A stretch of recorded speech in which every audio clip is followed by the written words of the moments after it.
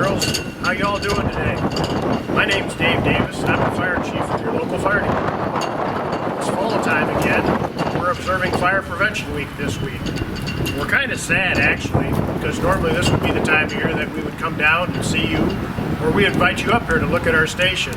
But with the pandemic this year, that just can't happen. So what we're going to do is I got me and some of my friends, Firefighter Kyle, Firefighter Jen, and Firefighter Mike, that you'll be seeing today. We'll be doing different things to try and get what we normally do when you come down here, down to you, so you can still learn things this week for fire prevention. So it's my job today to give you a short tour of our station, kind of see some of the equipment we have, and to try and get you to understand what we do. So come on, let's go look at some trucks.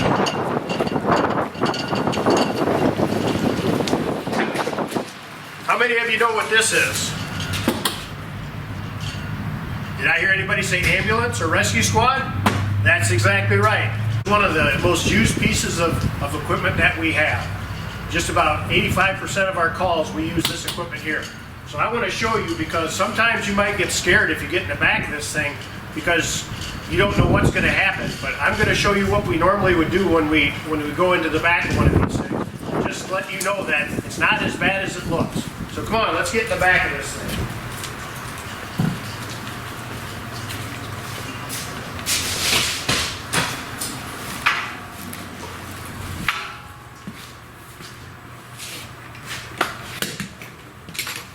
So normally what we do is we would come to your house or to the school or wherever you are. If you're hurt, you would call 911. And 911 would call us and we would come to take care of you. So what we would do is we would take this cot out of the squad and we would come where you are and we would put you on this cot. But you don't need to be scared, because people like Firefighter Kyle and myself and Firefighter Jen are only there to help you. And it's kind of like a bed is really what it is.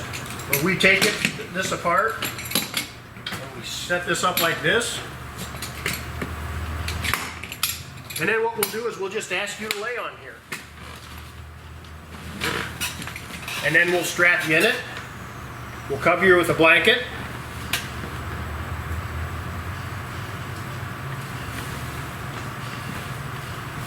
And then we'll take you to the hospital. Now on the way to the hospital, we'll use different equipment that we have on the squad, like this heart monitor here, and it will take your pulse and your blood pressure and do other things so we can try and decide what might be wrong with you. But I'm telling you right now, this is comfortable, so maybe I will take a little bit of a nap. Oh, just a minute. I can't do that. I got to finish the tour. All right. So let's move on down the line here. Let's look at some of the other trucks that we have here. This is one of our engines. It's engine 108. It's kind of an old engine, kind of like me. This truck here we got on the department the same time I did. I got on in 1992. So it's seen a lot of age. We don't use this truck as much as what we do some of the others. Okay? Moving down the line. Does anybody know where we might get water when we go out on a fire? Did anybody say a fire hydrant? You'll see those around town just about everywhere inside of town. And sometimes those hydrants aren't close enough to the fire. So we have this truck here is called our hose truck. And what this does is we take this hose and we will lay this hose from the fire all the way to the hydrant, and then we can open up the hydrant and it will get the water to us. And we got almost 3/4 of a mile of hose on this truck. So we can go a long ways to get to the fire. If you look over here, you can see too as we're going along, each member of our department has their own set of gear. So when the 911 page goes off, what these people will do is they'll come from home or they'll come from their jobs, because we're volunteers and we're not always up here. So they'll come and they'll grab their gear, and you'll see that later on when Jen and Mike show you how to do that. So they'll come up and they'll grab their gear, they'll throw their gear on, and they'll get in one of the trucks depending on if it's a fire or an accident or just a regular emergency house call. So everyone's got their own set of gear. The next thing I want you to look at is this truck right here. This truck here is what we call our tanker. Sometimes when you go out in the country, there aren't no fire hydrants. So what we use is we take this truck And just about everybody around us has one of these trucks. And what we have here is a truck that carries 2,400 gallons of water.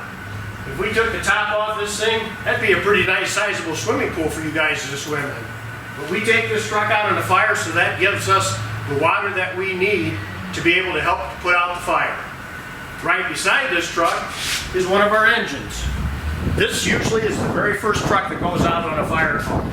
This truck too has water on it, but it only has 1,000 gallons instead of 2,400. But this truck here has all the equipment we need.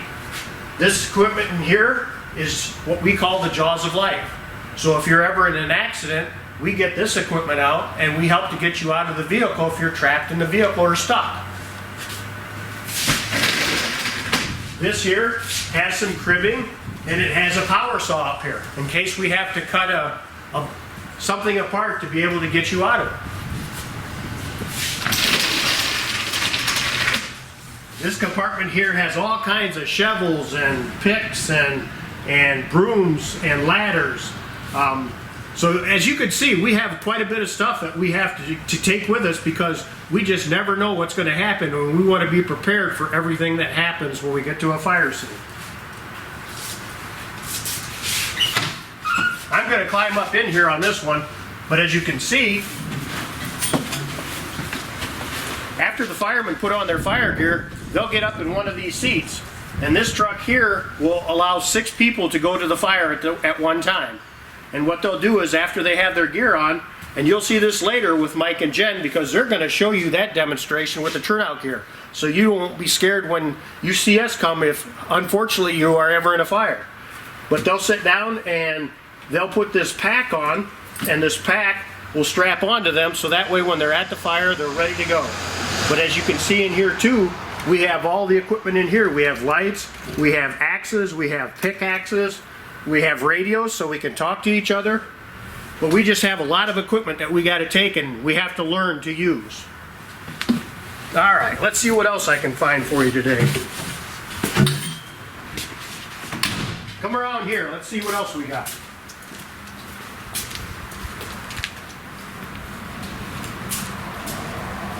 This truck here is our brush truck, okay? Sometimes it's not a building that's on fire, but sometimes it's field or grass or even a woods. This truck is 4-wheel drive and it allows us to get off the road and get back into where the field might be so we can put the fire out. And it's the same thing here. We got all kinds of tools in there too that would help us to help fight a field fire. Some of them are the same as what you would have on this engine, but some of them are a little bit different. And with this truck here, we pull this trailer back here.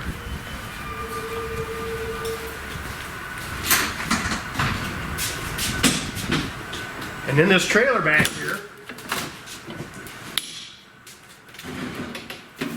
we have what's called a insulation vac. It's kind of like a big vacuum cleaner is what it is, but sometimes if the fire is in the attic, what we'll do is we'll hook hoses up to this and we can go up and we can suck all that insulation out so we don't have to shovel it. And it just makes our job a lot easier and a lot quicker.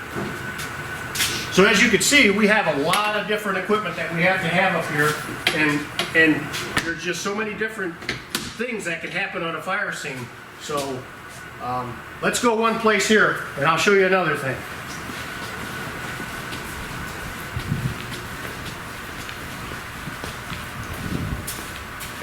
This next room we're going to look at is our exercise room. Some of us need to be in here a little bit more than others, but we have this set up for our firefighters so they can come in here and work out, because being a firefighter is a really demanding job. The pack and the gear that we wear when we go on fire calls can weigh up to 75 pounds or more. And if you're doing that for a long period of time, you got to be in a little bit of a shape to be able to do that. So like I said, some of us need that a little bit more than others. And then the last place that I want to show you here, this is our meeting room. And it kind of doesn't look like much right now, but this is where we hold all of our meetings. And we hold meetings every Monday night so we can keep training so that if or when something ever happens to you, that we're prepared and we're ready to do the best that we can. So, like I said, I hope that once the pandemic is over, that you can come up here at any time.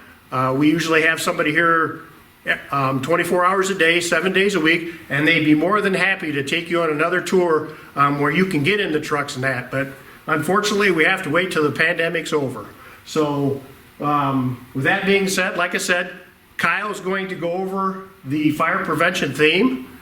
So we got that for you yet, and then Mike and Jen's going to show you turnout gear. So you know when you see that you're not to be afraid and that you should go to them and not away from them. So I hope you enjoy the rest of your day. I hope you enjoyed this short tour, and I hope you have a great fall and a great school year.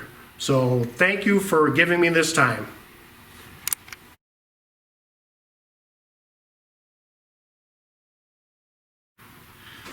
Hello, my name is Michael Baird. This is my wife Jennifer Baird. We're with the Archbold Fire Department. I'm an EMT, she's an advanced EMT, and we're both firefighters working here. What we're going to do today is we're going to talk about our gear a little bit, and she's going to actually put on the gear because we hear that a lot of times people think we look and sound kind of scary. And we just want to show you that it's just us underneath there, nothing to be scared about, and we want to show you what we look like and some of the sounds that you hear as well. So the first thing that we got to do is we got special boots and pants and all kinds of gear to put on that helps protect us from the heat, much like when you guys go outside in the cold for the snow. So we got special boots right there. They're made out of leather, and they got a steel plate in the bottom so nothing pokes us in our feet. Also got some steel that protects us in our toes. These pants here are made of a material that resists cuts, so you can't really cut it that easily. And it's also got a liner, which I'll show you inside the coat, when she puts the coat on, that helps protect us from the heat and any fire or embers or anything else that could fall on us. So that's the pants and the boots right now. Next, we're going to have a little bit of Halloween. We're going to put on our hoods, which makes us kind of look like a ninja. You know, we like to have like to celebrate Halloween. We like treats, just like everybody else. So that's going to protect her head, her neck, and just a little bit of her shoulders. Again, from any heat or fire, flame, or anything. The next thing she's going to put on is our coat. Same material as our pants, made out of the same thing, has the same purpose, keep us warm and protect us from fire and heat. You can see this lining here, the silver here, is almost like a blanket. That's what protects us from the heat.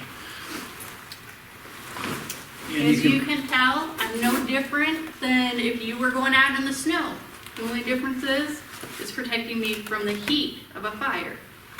Mm-hmm. You can see off the front of her coat here, we've got some tools and stuff that we hang in off here. We've got a flashlight, we've got gloves that we wear, which she'll put on in a little while. We've got a lot of pockets that we can carry a lot of tools in, extra masks and stuff that we want to wear. A lot of fun stuff. But you can see that this outfit so far has almost covered all of her skin. There's almost nothing showing. So next we're going to put on our mask. This mask is sized for us. So. And this is where people think that we look the scariest because you can't really see my face. But right now I'm not scary. Right. It's just me with the coat and pants on. And you're also going to notice that her voice is going to change, going from what I sound like now, and then it's going to sound like she's kind of talking with her hand over her mouth, kind of like muffled a little bit, which you'll hear in just a second. But it's still her, and she can breathe through the small hole down here. So you guys, still me. And as you can see, it's covering even more skin. So the next thing, everybody's most recognizable thing for a fireman, are helmets. Made of really hard plastic that obviously protects our heads and keeps the rain and water off of our heads. And we usually tie that right up. We have flashlights on our helmets. Some guys have cameras. Some guys have little tools like wedges to keep doors open and stuff. So we've got that as well. So the next thing that we're gonna talk about here for a moment before she puts it on is our air tanks. In this cylinder right here is the air that we're breathing right now. It's just compressed really tight in here. And you'll hear a series of beeps. going to turn it on right now. And what that sound is a little computer in here that will tell us how much air, how much time we can breathe. And it also has a little speaker here that she's going to be talking out of. That'll be our second voice change that we were talking about. We also have this little meter here that also tells us how much air we have. And it also will blink and make a beeping noise at us if we don't move for a certain amount of time. So, we put this on just like you guys do your backpacks for school. You got your shoulder straps, got to pull them tight. And just like when you go anywhere on a field trip or even leaving home, you got to buckle up for safety. We got to do it too. So she's got all that set up. And now here in a moment, she's going to put her mouthpiece, hook her mouthpiece to her mask. I'm still not scary though.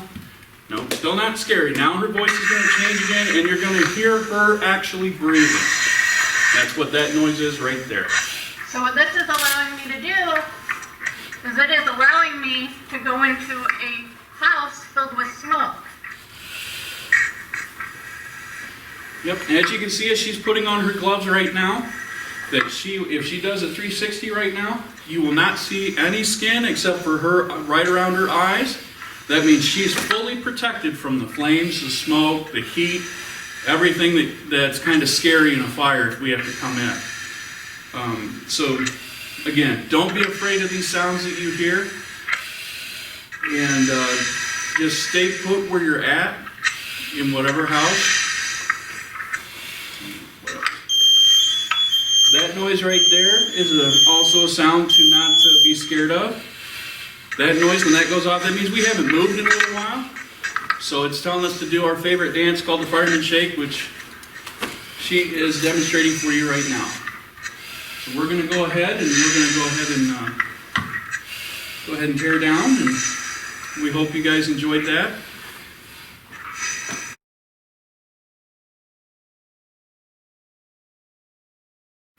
Hi kids, I'm firefighter Kyle from the Archbold Fire Department. So this year's Fire Prevention Week, they're focusing on kitchen fires. And the reason that they're doing that is because kitchen fires are still our #1 cause of home fires today. So what we have here, this is our kitchen at the fire department, and we have it set up with some hazards that you might already be seeing on your screen.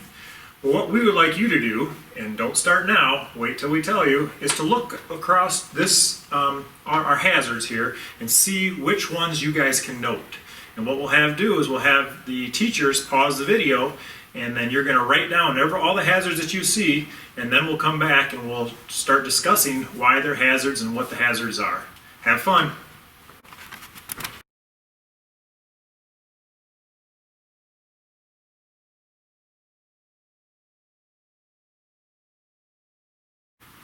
Okay, welcome back. Did you guys find 10 different areas that were hazards? That's what we have. So let's start going through them. Let's start with the most obvious, right? A candle. Some of our parents burn these in our homes.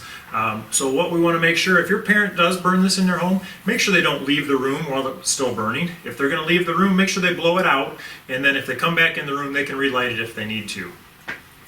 Next we have matches. Matches, you guys probably saw these. We never play with matches. We always let the adults use the matches in the house. Okay, they're very dangerous and can start fires. Let's go over to our pan on the stove.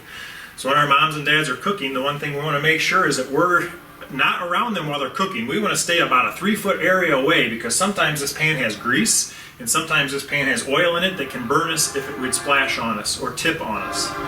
The other thing we like to tell our parents is to make sure that the handles are turned in. Handles shouldn't be hanging over your stove, because kids can grab them and tip them on themselves. So make sure all your handles are turned in.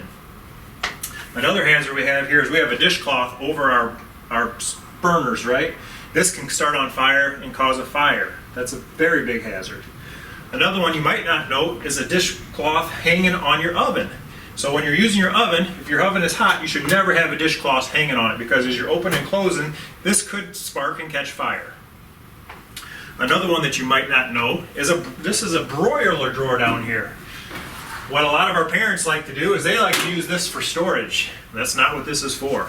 This is not a storage drawer. Anytime you're using your oven, you got to make sure that that's empty so that nothing down there can start a fire. We've had a couple of fires because those broiler drawers have towels in them, and they caught fire and started the kitchen on fire.